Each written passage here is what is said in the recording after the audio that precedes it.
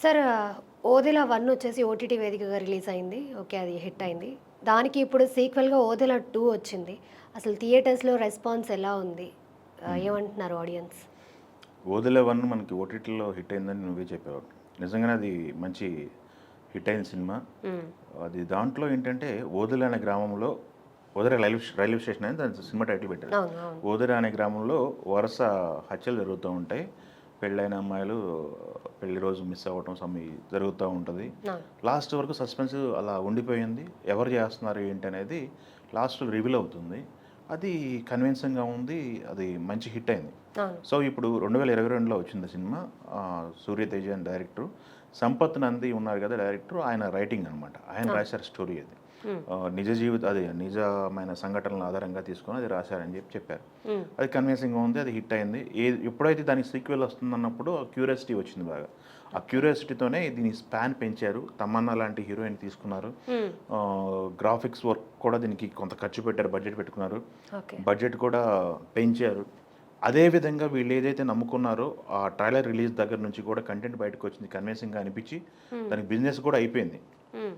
Release ముందు కూడా మంచి బిజినెస్ చేసింది. ఏ ఓకే. సినిమాకి కూడా ఈ మధ్య కాలంలో రిలీజ్‌కి ముందు బిజినెస్ అయిన సినిమాలు చాలా తక్కువగా ఉన్నాయి. హ్మ్. సో, అంతవరకు హ్యాపీ. థియేటర్‌లోకెళ్ళిన ఆడియన్స్‌ని సినిమా ఎంతవరకు కన్విన్స్ చేయగలిగింది అనేది ఇప్పుడు మ్యాటర్ అనమాట. థియేటర్‌లోకెళ్ళిన తర్వాత మొదటి భాగం అయితే మనం చూసుకుంటే కన్విన్సింగ్‌గా ఉంది. ఇది చిన్న లైను. అక్కడ 'ఓదెల' సినిమాలో ఫస్ట్ హాఫ్‌లో తిరుపతి అనే క్యారెక్టర్‌ని చంపేస్తారు. ఆ అవును. చనిపోయిన క్యారెక్టరు గ్రామం పైన పగ తీర్చుకుంటుంది. ఆ గ్రామాన్ని కాపాడడానికి శివశక్తిగా రూపంలో ఉన్నటువంటి తమన్నా క్యారెక్టర్ ఎంటర్ అవుతుంది. అవును. ఇది లైను. అవును. ఇది అందరికీ తెలిసిందే. వాళ్ళు మొదటి నుంచి బయట చెప్తున్నదే.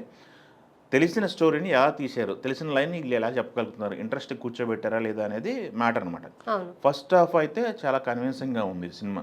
ఆ తిరుపతి అనే క్యారెక్టరు ఎలా అసలు ఆత్మగా మారాడు అనేది కన్విన్సింగ్‌గా ఉంది. హ్మ్. ఆ మారిన ఆత్మ ఊరి మీద ఎలా పగ తీర్చుకుంటుంది అనేది ఒక 3 ఎపిసోడ్‌లు చాలా బాగుంది. First okay. హాఫ్ వరకు బావుంది. హ్మ్. Second half Tamannaah character enter అయిన తర్వాత వచ్చిన సన్నివేశాలు కూడా చాలా బాగున్నాయి. దాని తర్వాత ఈ 'హెబ్బా పటేల్' ఫస్ట్ హాఫ్‌లో తను వాళ్ళ తిరుపతి క్యారెక్టర్ వైఫ్ క్యారెక్టర్ అనమాట. హ్మ్. తన కీ రోల్ సినిమాలో. ఆ క్యారెక్టర్‌ని ఎండ్ చేసే పద్ధతి వరకు సినిమా చాలా హైలైట్‌గా నడిచింది. ఓహ్! ఓకే. దాని తర్వాత తిరుపతిని పవర్‌ఫుల్‌గా చూయించాలి. తిరుపతి క్యారెక్టర్‌ని పవర్‌ఫుల్‌గా మలచాలి అని జెప్పేసి తిరుపతి క్యారెక్టర్ దగ్గర నుంచి ఈ శక్తి సరిపోక శివుడే రావాల్సిన సందర్భం ఏర్పడుతుంది. ఆ సందర్భం ఏర్పరచడానికి వాళ్ళు పేర్చుకున్న సన్నివేశాలనేవి కొంచెం ఇబ్బంది పడ్డాయి అని జెప్పేసి థియేటర్‌లో మనకి తెలుస్తుంది. ఫస్ట్ హాఫ్ వరకు చాలా హ్మ్. ఆహ్, బాగా ప్లాన్ జేసుకున్నారు. విజిల్స్ పడ్డాయి, క్లాప్స్ పడ్డాయి. సెకండ్ హాఫ్ కూడా కొంత భాగం వరకు విజిల్స్ పడ్డాయి, క్లాప్స్ పడ్డాయి. ఏదైతే వాళ్ళు ఎంచుకున్న గ్రాఫిక్ వర్క్ ఉందో అది బాగుంది. ఓకే. బట్ లింకప్ చేయడంలో కొంత తడబాటు ఉంది అనేది మనకి అర్థమవుతుంది. చూస్తుంటే మనకు అర్థమవుతుంది. అది కాకుండా థియేటర్ నుంచి బయటకొస్తున్న జనాలు కూడా హుహు. అభిప్రాయం అది. ఓకే. ఆ! అయితే ఏదైతే ఈ క్రేజ్ ఉందో, ఆ క్రేజ్‌కి జనాలు థియేటర్‌కైతే ఓపెనింగ్స్ రావడానికి ఉపయోగపడింది. హ్మ్. వచ్చిన వాళ్ళని కన్విన్స్ చేశారా లేదా అనేది మెయిన్ మ్యాటర్ అనమాట. First okay. హాఫ్ వరకు ఎట్టి పరిస్థితుల్లో ఇబ్బంది పడే సందర్భం లేదు. కన్విన్స్ అవుతారు. సెకండ్ హాఫ్‌లో కూడా కామన్ ఆడియన్స్ ఎలా ఫీల్ అవుతారు, ఏంటి అనేది ఒక డిస్కషన్ నడుస్తుంది.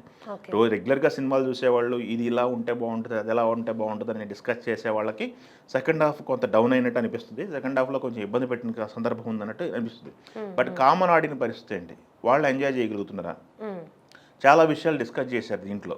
బయట ఓకే. జరుగుతున్నటువంటి డిస్కషన్స్ అన్నీ గూడా. గోమాతల గురించి ఒక సీన్ ఉంటుంది. హ్మ్. ఆ సీనులో చెప్పించే ప్రయత్నం చేశారు. హిందుత్వం గురించి ఒక ఆహ్, హ్మ్, మురళీ సినిమా క్యారెక్టర్ ఉంటుంది.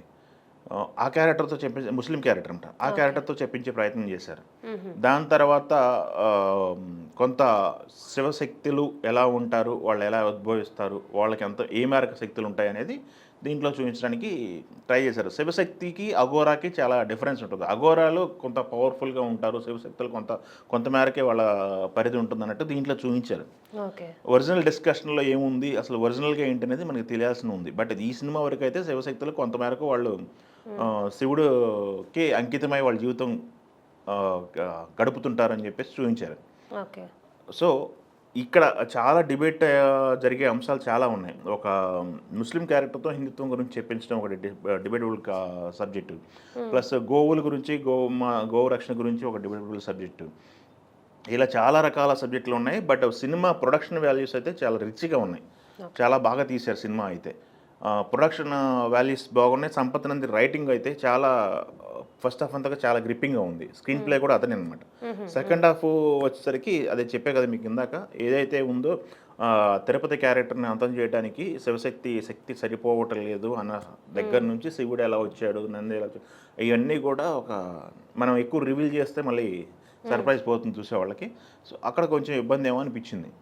సో ఓవరాల్‌గా చూసుకుంటే దీనికి ప్రాజెక్ట్‌కి ఉన్న క్రేజ్‌కి, వస్తున్న టాక్‌కి, బయటకు వచ్చిన వాళ్ళు బాగాలేదు, అసలు బాగాలేదు అని చెప్పిన సందర్భాలు లేవు. అలా అని సూపర్ హిట్ సినిమా అని చెప్పిన సందర్భాలు లేవు. ఏదో డిబేట్ అయితే నడుస్తుంది. ఒక యావరేజ్ సినిమా గురించి ఎలాంటి డిబేట్, ఎలాంటి ఒపీనియన్స్ ఉంటాయో అలా నడుస్తూ ఉందన్నమాట. సో తమన్నా అయితే గెటప్ కానీ తమన్నా యాక్టింగ్ వరకు తను ఇంప్రెస్ చేయగలిగింది. గ్రాఫిక్ వర్క్ అయితే ఆకట్టుకుంది.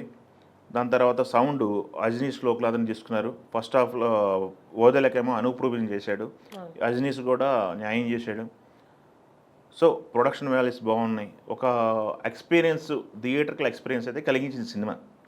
సరే కథలో అంటారు, కథలో అనేది చాలా రకాలుగా డివైడ్ ఒపీనియన్స్, డివైడ్ ఇవి వస్తున్నాయి. ఎంతవరకు థియేటర్లో నిలబడుతుంది ఈ సినిమా అనేది మనం చూడాల్సిన సందర్భం.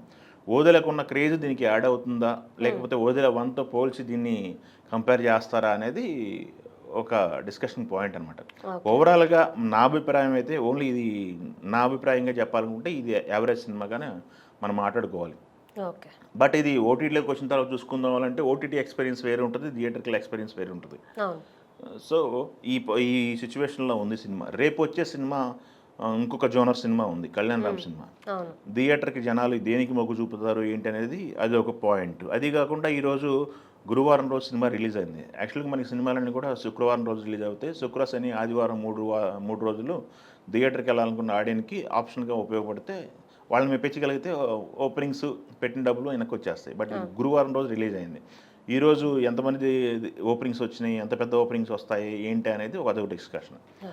సో ఇన్ని క్యాలిక్యులేషన్స్ మధ్య ఈ సినిమా రిలీజ్ అయింది. లాంగ్ రన్లో ఎలాంటి రిజల్ట్ మిగులుస్తుంది అనేది మనం వేచి చూడాల్సిన సందర్భం అయితే ఉంది.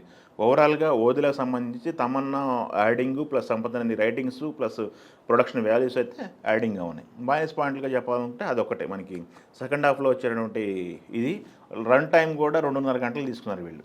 అంత అవసరం పడకపోవచ్చేమో అనిపించింది ఈ సినిమాలో.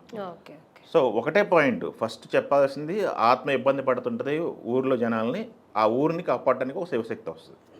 దీన్ని 2.5 గంటలు తీసుకొని వెళ్ళటంలో కొంత తడబాటు పడ్డారేమో అనిపించింది. అండ్ తమన్నా పర్ఫార్మెన్స్ గురించి బాగుంది. తమన్నా పర్ఫార్మెన్స్ బాగుంది. పర్ఫార్మెన్స్ ఆల్రెడీ మనం చాలా సినిమాలు చూసాము.